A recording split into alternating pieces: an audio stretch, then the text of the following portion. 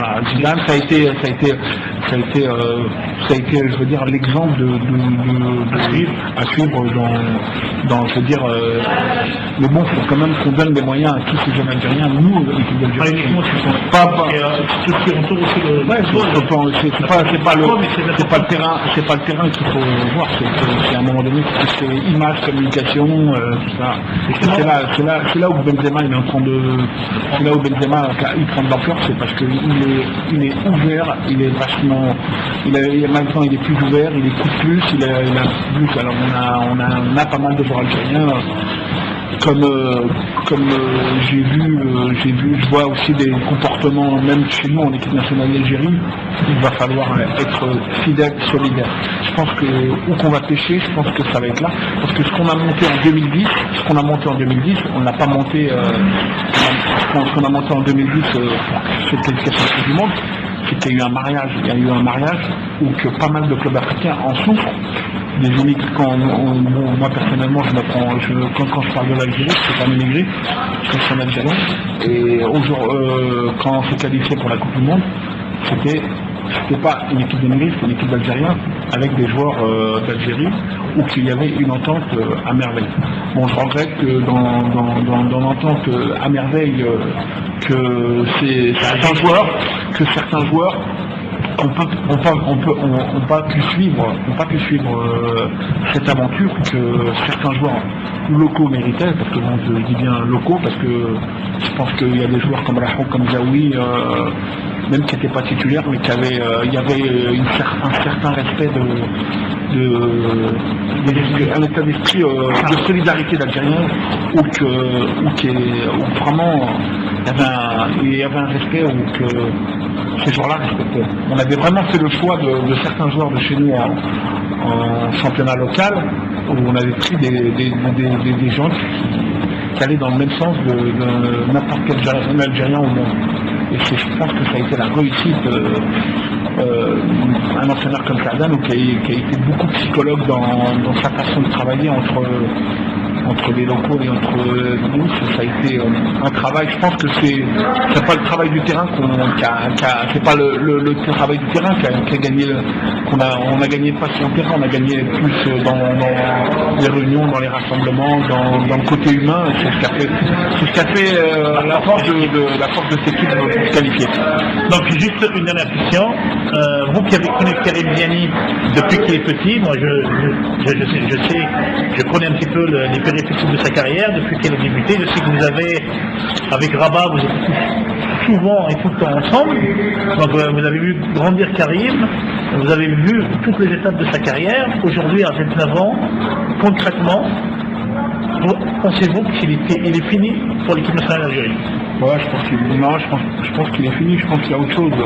Je pense qu'on ne juge pas Karim par ses qualités, par rapport à ce qu'il a passé. Je pense qu'aujourd'hui Karim, ça a été le passeur de l'équipe nationale, ça a été le plus gros passeur de l'équipe nationale. C'est vrai qu'il a eu un trou, comme tous les joueurs au monde ont un trou à un moment donné. Et je pense que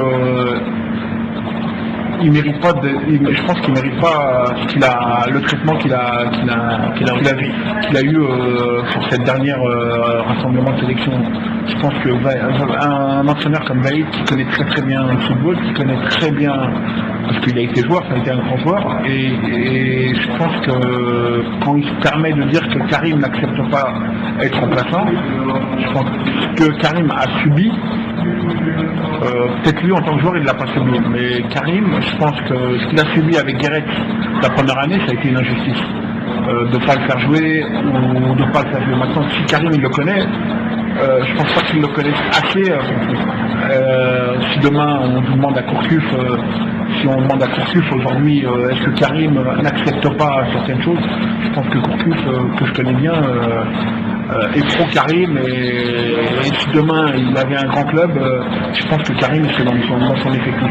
Ou s'il serait entraîneur d'une équipe nationale ou un entraîneur, je pense que Karim il serait dans le groupe. Moi je ne suis pas là pour dire que Karim il mérite d'être titulaire, mais il mérite d'être dans les 22, dans les 22, alors qu'on voit qu'on fait une comparaison entre Sofiane Sigouli, Kadir Foued et Karim Ziani.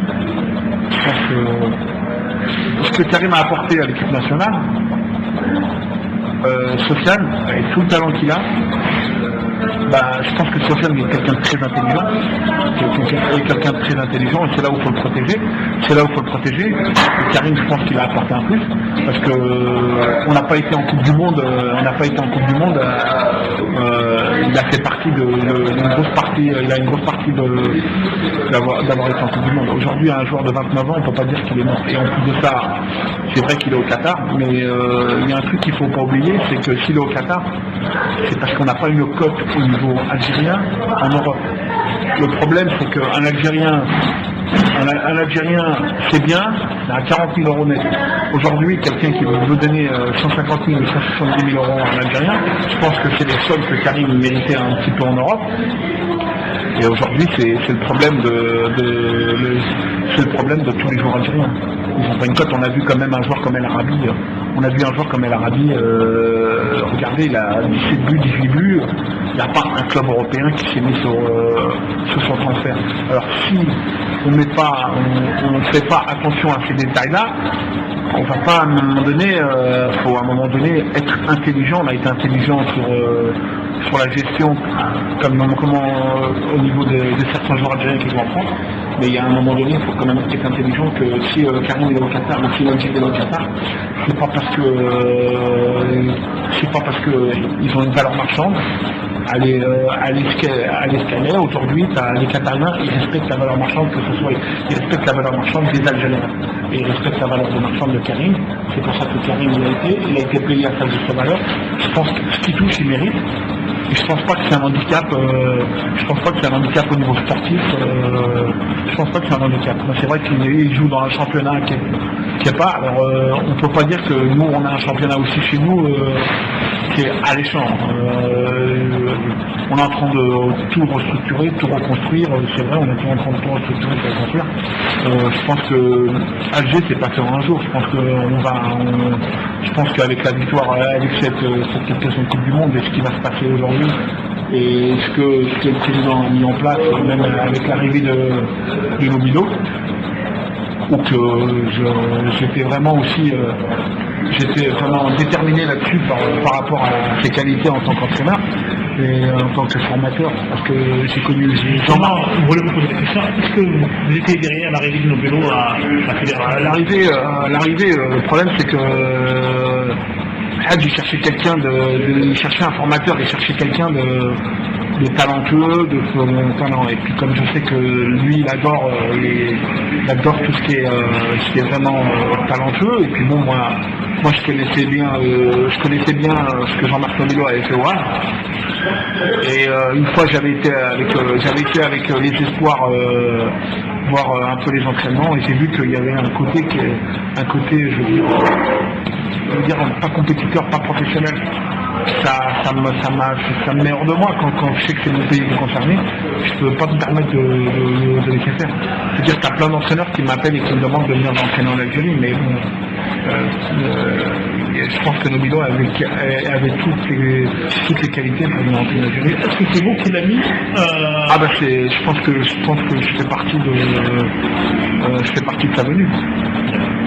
de sa venue. Maintenant, après, c'est pas moi qui prends les décisions. Moi, ce qui m'intéresse, c'est que... C'est vous qui avez fait le lien entre Nobilo et la fédération? Ouais, j'ai fait le lien entre Nobilo et t'as Bachir aussi qui a eu aussi Hamid Hadjaj pour l'arrivée de Nobilo. Puis Rawawa, avec les renseignements qu'il a eu par rapport à ses instances, ses occupations à la CAF, tout ça, je pense qu'il connaît bien la présidente de la Côte d'Ivoire. Et je pense qu'avec les renseignements qu'il a, il a vu que Nobilo répondait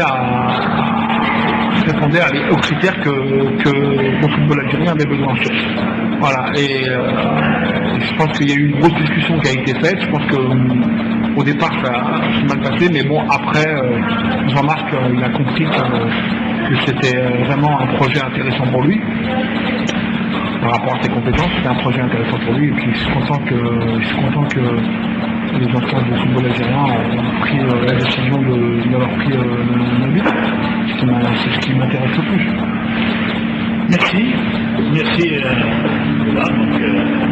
Merci pour nous avoir apporté ça. De rien. Voilà.